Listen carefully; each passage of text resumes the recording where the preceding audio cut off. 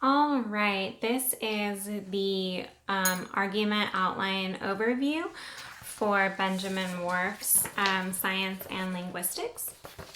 Before you continue, please make sure that you have printed out your text and that you have a highlighter, because as we watch the video, you are going to be physically highlighting specific phrases so that you can, number one, engage in those psychomotor learning domains that we learned about from Bloom's taxonomy.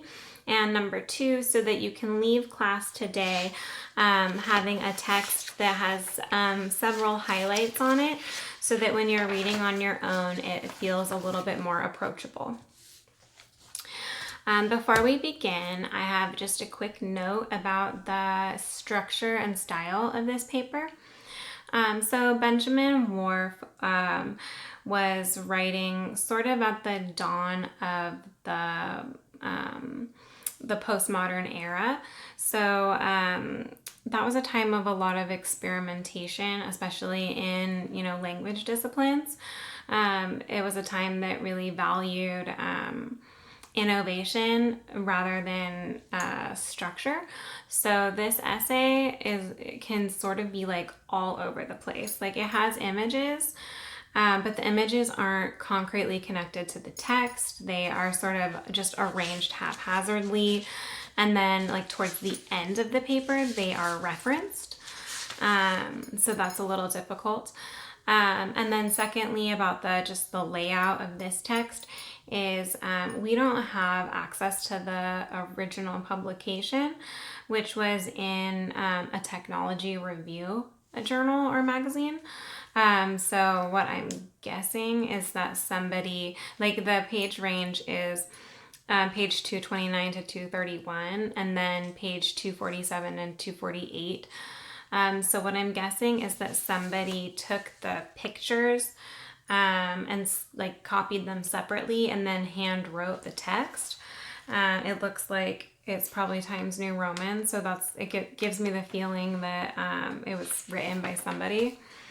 But I found it on the MIT website, and the link the URL address is at the top of the page. So if you want to visit that site, you can.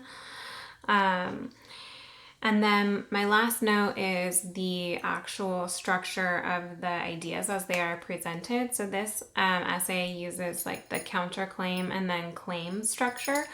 So it can be really hard to pinpoint what the author's idea is when he's constantly saying what he doesn't think and then saying what he does think.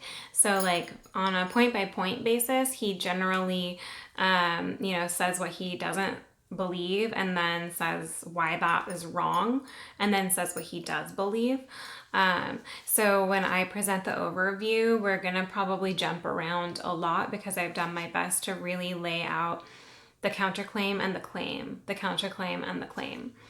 And then, like, even as you read the whole thing fully, his sentence structuring also reveals that sort of bifurcated logic, or that bifurcated thinking style, where he says, I don't think this, but I do think that. So a lot of the sentences are going to be like, you need the first half of the sentence, and then there's some explanation in the middle, and then you need the last half of the sentence. So when you're incorporating these quotes into your essay that you write at the end of the unit, you'll have plenty of chances to play around with using brackets, where you add your own words into the sentence to sort of mash the pieces together. Or ellipsis, where you like ... and you cut out a whole big piece of the sentence. So let's just jump right in and get started. So like I mentioned before, this essay was written in 1940, so it's about 10 years after the essay that we read from Edward Sapir. And the argument structure is outlined on a counterclaim and claim basis. So the first thing that this paper starts with is a critique or a counter thesis. So we don't learn the author's true thesis for a couple of pages. So I will read the critique or the counter thesis, and then I will show you where to find it. So naive but deeply rooted ideas about talking and thinking are by no means entirely personal and haphazard. Their basis is definitely systematic, so that we're justified in calling them a system of natural logic. And according to natural logic, the fact that every person has talked fluently since infancy makes every man his own authority on the process by which he formulates and communicates. So even though this is like the first idea we see in the paper, this is not the author's thesis. This is the idea that the author is going to deconstruct and take apart. And it has a few ellipses. So first of all, our quote is going to start in the middle of a sentence. So on the second line, it says naive but. So naive but deeply rooted ideas about talking and its relation to thinking. And then if you skip down 2 lines, you'll see where it says are by no means entirely personal and haphazard. Their basis is definitely systematic, so that we are justified in calling them a system of natural logic. And then when I was writing my quote in my notes, I used a bracket to write and then when I started again, I made sure to copy this capitalization exactly how we see it. According to natural logic, the fact that every person has talked fluently since infancy makes every man his own authority on the process by which he formulates and communicates. So that is the critique or the counter thesis. Oh, and I want to point out really quickly so that you don't get confused about these keywords. Benjamin Whorf uses the word natural logic, but at the bottom of the first paragraph, he says, natural logic, a term that seems to me preferable to the term common sense, often used for the same thing. So when Benjamin Whorf is talking about natural logic, that's just his word for saying common sense, or just like commonly held ideas and opinions. Just so that foreign phrase, natural logic, doesn't seem so foreign to you as you're reading.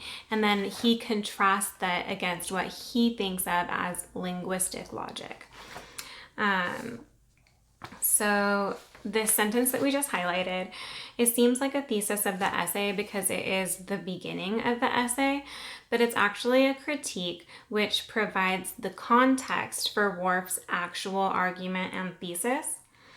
And the key ideas that Whorf is refuting are 4 key ideas, 4 problems that common sense or natural logic, number 1, is naive or unconscious rather than self-aware and subject to critical thought. Number 2, natural logic is deeply rooted or inherent to our existence, inherited through a deep history, rather than something that is a relatively recent innovation.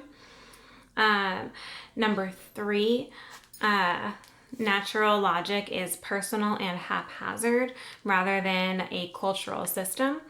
And number 4, that natural logic gives people a sense of authority rather than curiosity and humility. So he's going to make those 4 kind of counterclaim and claim statements to really flesh out his argument.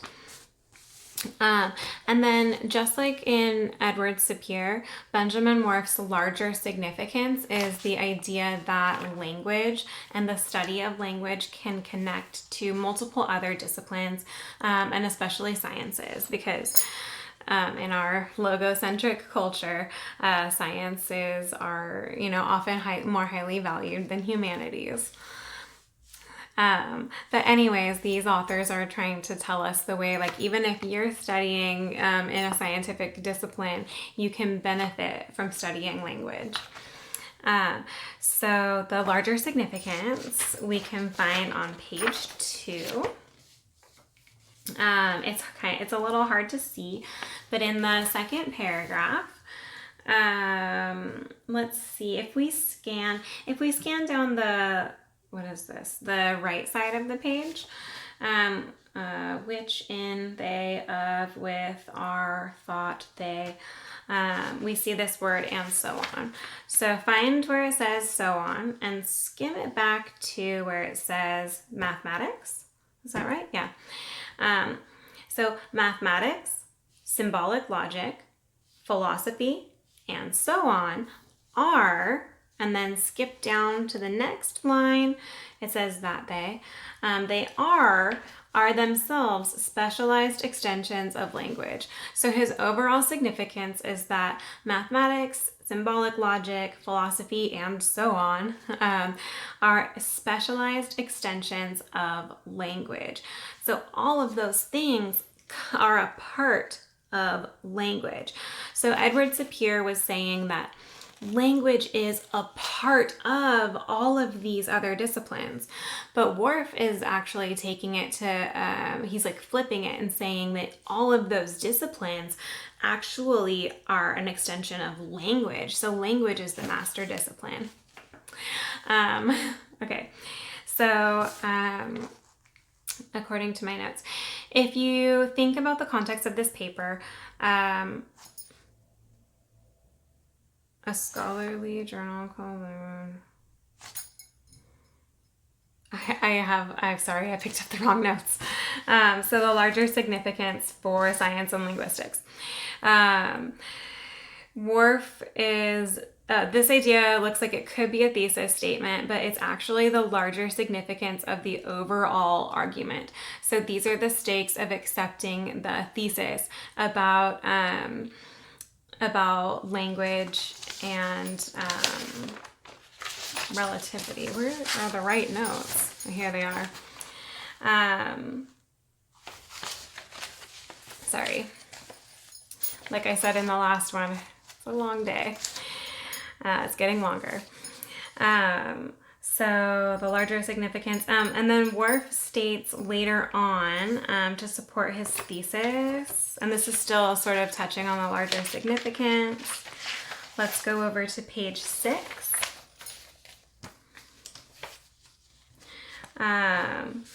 So he says at the end of the top paragraph on page 6, he says, whenever agreement or assent is arrived at in human affairs, whether or not mathematics or other specialized symbolism are made part of the procedure, so whenever people come to agreement about anything, so any discipline, any conversation, any domain of knowledge, the agreement is reached by linguistic processes, or else it is not reached at all. So the only way for us to share our ideas about anything at all is through language. Even if it's math, I guess he's still counting that as a type of language. So this means that language processes are the fundamental adhesive that allows arguments and consensus to happen. This would, of course, include all consensus about what we deem to be logical, reasonable, and significant. Furthermore, so building on this larger significance, Whorf asserts on page 7 that, so look at not the first block paragraph, but the second one. When Semitic, Chinese, Tibetan, or African languages are contrasted against our own, to the next line, and when we bring in the native languages of the Americas, transferred 2 lines down, the fact that languages dissect nature in many different ways becomes patent. The relativity of all conceptual systems, ours included, and their dependence upon language stands revealed. So whether it is Semitic, Chinese, Tibetan, African, or Native American, all concepts that all cultures come up with are dependent on language. So they are relative, yes, but they are also dependent on language. So that's the continues with the larger significance. Benjamin Whorf is subordinating all forms of thought under the sort of rubric or the criteria of how do we understand language. Okay, so that was the counter thesis and the significance. And now we can sort of find the thesis, the overall argument that this author is making. That's on page 7, so the page that we're already on, and it's at the top of the page. Not the first sentence, but the second sentence. We are thus introduced to a new principle of relativity, which holds that all observers are not led by the same physical evidence to the same picture of the universe, unless their linguistic backgrounds are similar or can in some way be calibrated. So this is the overall argument of the essay, the thesis that linguistic relativity, and it argues that language habits and patterns influence the way each person interprets the world around them. And then he's going to support this idea, point by point, counterpoint, point, counterpoint, point. Despite the physical evidence. So I just want to explain it just a little bit more, that all observers are not led by the same physical evidence to the same picture of the universe. So like all of us, we can look at 10 trees and, 10 cars and 10 houses and 10 different streets, and they could be the same individual objects, but the way we sort of make assumptions and connections about them in our own minds is going to add up to a whole picture that's different from person to person. So despite those individual observations, our concept of the whole world is going to be different from one another. All right, so let's look for the first counterpoint. So the first major critique. So we'll have to go back a couple of pages to page 4.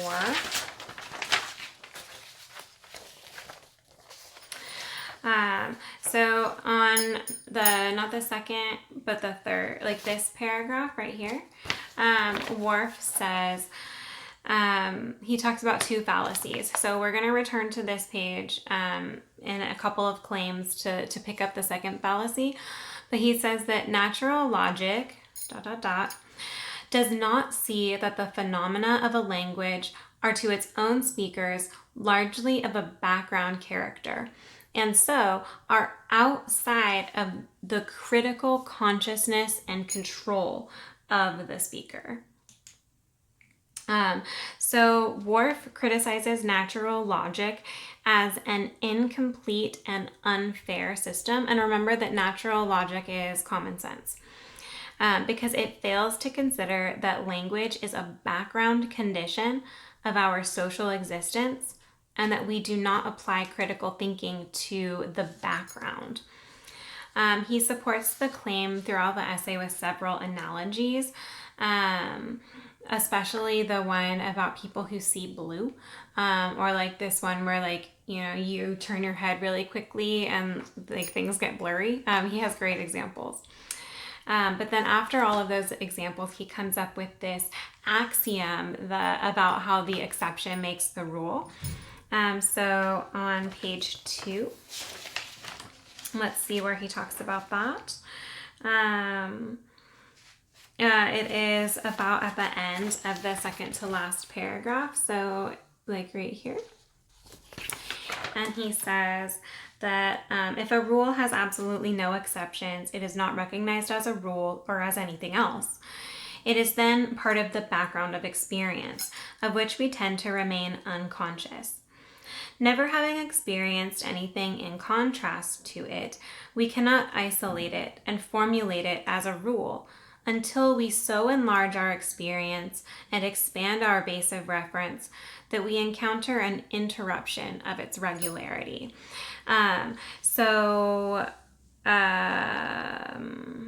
Where was I? Oh, yes. The suggestion is that we are only aware of things if we can understand their context through difference and through relativity. That's like the only way that you can see if something is or isn't something. Some of you might remember the question about like, is water wet? That's a kind of question that touches on this background idea. So that was counterclaim number one, the critique that like as common sense, we overlook the fact that the entire background of our existence is language. So then we get to the claim, so the author's opinion, and we'll turn to page 6 to find that. The first critique, the first counterclaim is natural logic is naive. It's not self-aware. It's not self-critical. So the claim that refutes that is basically saying that linguistic-based logic is self-aware. It can be self-critical. So on page 6, the first sentence of the second paragraph, it says, when linguists became able to examine critically and scientifically a large number of languages of widely different patterns, their base of reference was expanded. They experienced an interruption of phenomena hitherto held to be universal, and a whole new order of significances came into their ken.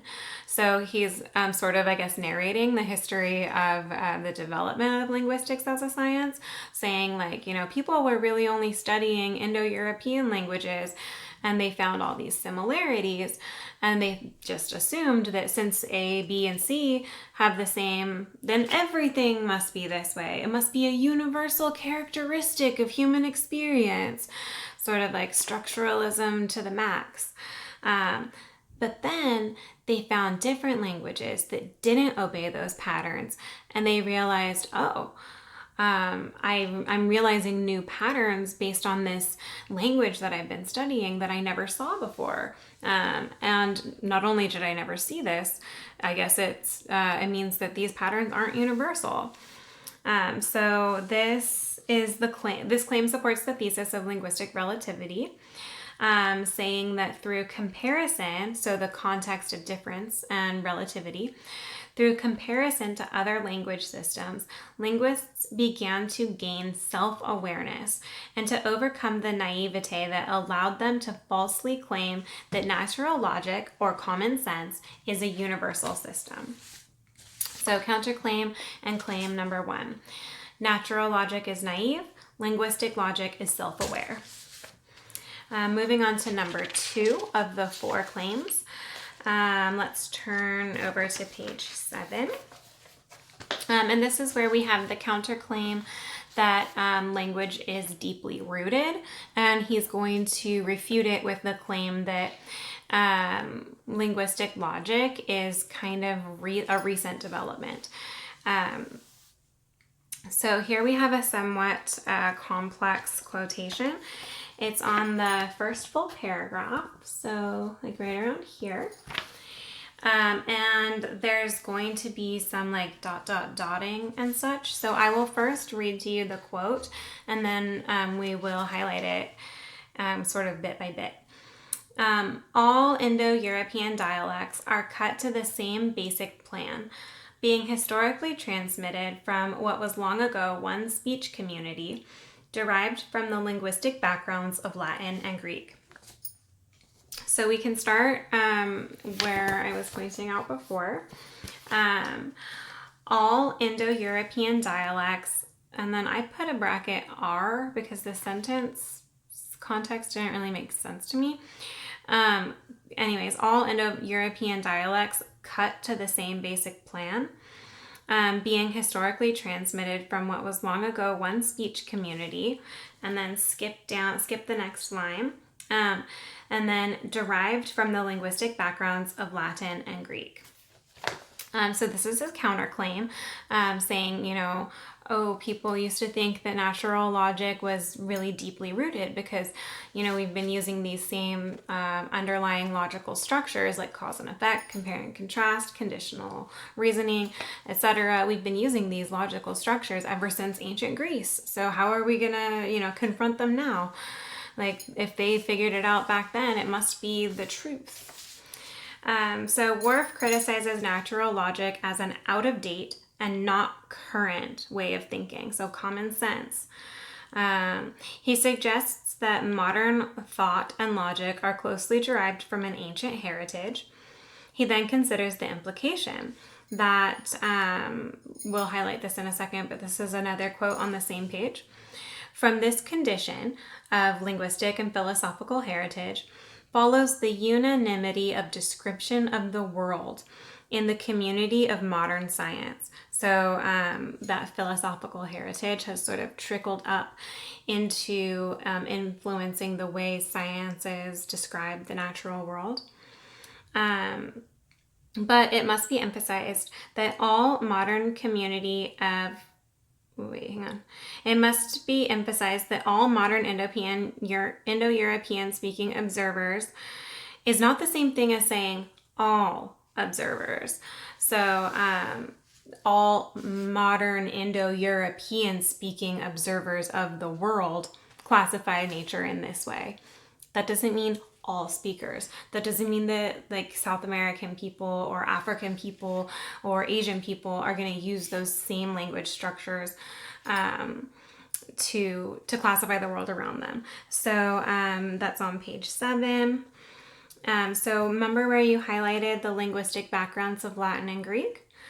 So from the word Greek, skip a line to where it says from. And it says, from this condition follows the unanimity of description of the world in the community of modern scientists. But it must be emphasized that all modern Indo-European speaking observers is not the same thing as all observers. So no, it's not universal. Where was I? This statement emphasizes that there's a lack of diversity in the description of the natural world. So he calls it, when he says lack of diversity, what he says is unanimity of description. But he's critiquing this idea of natural logic, saying that it's outdated, it's not current, and it doesn't represent the diversity of the world. So the claim that he makes to sort of refute that point is that linguistic logic, or this self-aware system of logic that you can use through critical thinking, is kind of a recent development in the grand scheme of things. So it's not deeply rooted. It's not unanimous. It doesn't trickle up from our whole heritage. And this is going to be a doozy of a quote on page 10. That's the very last page. And it's in the bottom paragraph, and you can see I basically highlighted the whole thing for just the sake of this overview. But in about the middle of the paragraph, it says a fair realization. So I will read it to you. And it goes until where it says a longer past. So a fair realization of the incredible degree of diversity of linguistic systems that ranges over the globe leaves one with an inescapable feeling that the human spirit is inconceivably old. That the few thousand years of history covered by our written record are no more than the thickness of a pencil mark on the scale that measures our past experience on this planet. And the events of those recent millenniums spell nothing in any evolutionary wise. That the race has taken no sudden spurt, achieved no commanding synthesis during recent millennia, but has only played a little with a few of the linguistic formulations and views of nature bequeathed from an inexpressibly longer past. He's putting this context of all the history of human language is really nothing. So don't get so caught up in saying that, oh, our language systems are so deeply rooted, we're beholden to them. He says, he's saying that this claim supports the thesis of linguistic relativity by emphasizing the comparatively recent and therefore still developing and changing nature of language in the context of planetary history. Whorf reduces the seemingly vast few thousand years of history of human symbolic culture to the mere thickness of a pencil mark in order to refute the idea that our natural logic and common sense are deeply rooted. Instead, he suggests that we have only played a little with language and we are just beginning our development. He's really emphasizing that we are not the masters of language, but we are actually newcomers. And the implication is that we are not beholden to deep traditions. Since everything we experience as heritage or tradition could alternately be viewed as early development and experimentation, one viewpoint makes language seem fixed and permanent and intimidating, while the other viewpoint makes language seem flexible, changeable, and even playful. The second viewpoint empowers speakers and users of language to innovate and destabilize, to destroy and rebuild language and all of the subsequent ideologies that are built upon it. So kind of a bold and wide-reaching claim. So this was counterclaim 2 and claim 2. Let's move on to number 3. And then we have one more, and then we can wrap this up. It's taking much longer than I expected. So counterclaim number 3 is on page 2, and I will read it to you, and then you can highlight it. Thought, ... does not depend on grammar, but on laws of logic or reason, which are supposed to be the same for all observers in the universe, to represent a rationale in the universe that can be found independently by all intelligent observers, whether they are Chinese or Choctaw. So that is the first sentence of this paragraph. And this is the counterclaim of the idea that saying that natural logic is personal and haphazard. So common sense is something that you're personally connected to and it doesn't really follow a system. Whorf is criticizing the idea that each individual person has identical access to laws of logic and reason simply by their ability to observe the universe. He's critiquing the idea that laws of logic or reason are supposed to be the same for all observers in the universe. So basically, he's critiquing universalism as a whole. And where was that? It says page 2.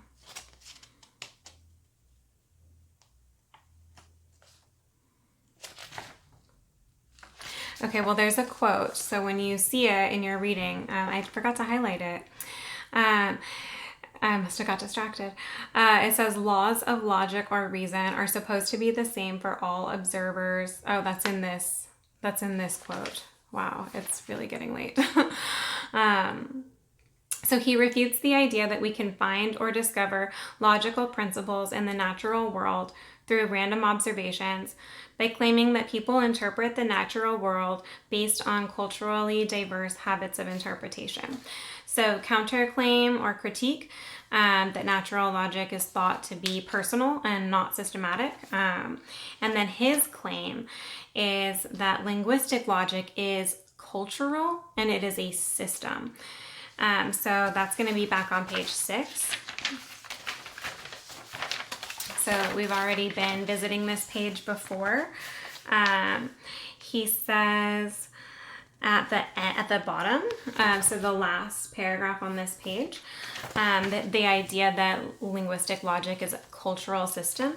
He says that no individual is free to describe nature with absolute impartiality, but is constrained to certain modes of interpretation, even while he thinks himself most free. So this claim supports the thesis of linguistic relativity by stating that we observe and interpret the natural world in a constricted and partial way. Whorf supports this claim by reasoning. My favorite quote by Benjamin Whorf is in the paragraph up, starting about in the middle of the paragraph. We dissect nature. He says, we dissect nature along lines laid down by our native language. The categories and types that we isolate from the world of phenomena we do not find there because they stare every observer in the face. On the contrary, the world is presented in a kaleidoscopic flux of impressions, which has to be organized by our minds. And this means largely by the linguistic systems of our minds. We cut nature up, organize it into concepts, and ascribe significances as we do, largely because we are parties to an agreement to organize it in this way, an agreement that holds throughout our speech community and which is codified in the patterns of our language. So basically what this means is that our perspectives are not personal, they're not autonomous or individual, but instead our perspectives through which we see the world are determined by our speech community, which organizes and categorizes our perceptions. Even more succinctly, so we have even another quote on this same page. Whorf claims that each language is not merely a reproducing instrument for voicing ideas, but rather is itself a shaper of ideas, the program and guide for the individual's mental activity, for his analysis of impressions, and for his synthesis of his mental stock and trade. So that is just up a couple lines from the big quote. Each language is not merely a reproducing instrument, right there. So basically what this means is that language is a system for organizing your perceptions, not just telling about what your perceptions were, but creating those perceptions to begin with. And that system determines how we classify, analyze, and synthesize our perceptions into inferences, assumptions, beliefs, values, etc. And it's the underlying system or the underlying code that we use to determine what is logical, what is reasonable, even what is moral and what is ethical. So that was counterclaim and claim number 3. So on the one hand, natural logic, so the thing that Whorf doesn't believe in, is thought to be like personal and haphazard, whereas linguistic logic is cultural and systematic. All right, and then finally, number 4. Counterclaim that natural logic gives people a false sense of authority, versus the claim, which will say that linguistic logic should give people a sense of curiosity and humility. So for the counterclaim, let's turn to page 4. Natural logic. Oh, this is the second fallacy. So we mentioned it at the first time. Now we're returning to it. Natural logic. So you already have highlighted that. Oh, actually, they have it again in lowercase down here. But if you skim down the left side of the page looking for the word second, natural logic confuses agreement about subject matter attained through the use of language with knowledge of the linguistic processes by which that agreement was attained. So Whorf is criticizing this idea as basically a non sequitur. The idea that knowing how to use language means that you know how language works. So knowing how to use something doesn't imply a critical consciousness of the processes of language. So he uses multiple examples to illustrate this concept. Namely, he makes an analogy about like knowing how to use a toy boat versus knowing how to use a real boat. And then he refutes the idea by expanding on how scientific linguists have long understood that the ability to speak a language fluently does not necessarily confer a linguistic knowledge of it. And you can find that quote on page 5, right underneath the picture. Scientific linguists have long understood that the ability to speak a language fluently does not confer a language. So next and finally and lastly, we have the analytic claim number 4, that linguistic logic should give people a sense of curiosity and humility. And we can return to page 10 to find the quotation saying that the sense, so it's right after that really big quotation here. It's down here. The sense of precarious dependence of all we know upon linguistics tools, which themselves are largely unknown, should, foster that humility which accompanies the true scientific spirit, and thus forbid the arrogance of the mind which hinders real scientific curiosity and detachment. So the claim supports a thesis of linguistic relativity by emphasizing the sense of humility and curiosity should come from being self-aware that your own sense of reasoning is culturally relative. So once you find out that, your sense of logic and your sense of reason is based on your sense of language, that should sort of minimize any ability to claim that reason or common sense is universal. One way of understanding that sense of humility that Whorf advocates is to consider this is a quote from the top of that same paragraph, is to consider one significant contribution to science from the linguistic point of view may be the greater development of our sense of perspective. We shall no longer be able to see a few recent dialects of the Indo-European family and the rationalizing techniques elaborated from their patterns as the apex of the evolution of the human mind, nor their present widespread as due to any survival from fitness. They, and our own thought processes with them, so the patterns of language and our patterns of thought, can no longer be envisioned as spanning the gamut of reason and knowledge, but only as one constellation in a galactic expanse. So in other words, linguistic relativity highlights that our systems of logic are not necessary and they are not irreplaceable. Our system of logic is not the only way to look at the world. The sense of curiosity that Whorf refers to comes from the realization that what surprises most is to find that various grand generalizations of the Western world, such as time, velocity, and matter, are not essential to the construction of a consistent picture of the universe. The psychic experiences that we class under these headings are, of course, not destroyed, but rather categories derived from other kinds of experience take over the rulership of the cosmology and seem to function just as well. This implies that if we can understand different systems of linguistic logic, then we would be able to hold vastly different perspectives and experiences of nature, psychology, and the entire cosmos. So for that last quote, we can turn back to page 8. And at the bottom paragraph on page 8, it's most of the paragraph, but I'll read it one more time as you highlight along.